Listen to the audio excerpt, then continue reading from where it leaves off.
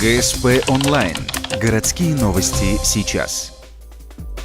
Суббота, 17:00. Универсальный спортивный комплекс. Первенство России по мини-футболу. Полуфинал. Ухта на домашней арене принимает сургутский «Факел». В этом сезоне клубы сыграли 4 матча, но каждый раз очки делились поровну. Общекомандная статистика также близка к равной. В регулярной части первенства Ухта забила 163 мяча. «Факел» на 3 меньше. По числу пропущенных хозяева тоже выглядят лучше – 112 против 119. Тем не менее, по очкам футболисты из Сургута финишировали на втором месте и избежали четвертьфиналов. Мы получили просто паузу, которая нам была необходима. Кто-то травмы залечивал, кто-то просто восстанавливался. На трибуне аншлаг, эмоции на паркете зашкаливают. Из-за этого обе команды допускают ошибки. Но счет удается открыть хозяевам. Друг за другом ворота «Факела» расстреливают Дмитрий Костюков и Алексей Горшков. За 3 минуты до конца первого тайма гости размачивают счет. 2-1 ведет Ухта.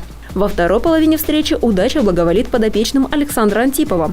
Итоговый счет 3-2. Победа за клубом «Факел». Создали много моментов, но не удалось забить. А так сыграли очень хорошо, просто не удалось забить. Все получилось, то есть мяч держали, контролировали, настрой был хороший, просто не удалось забить.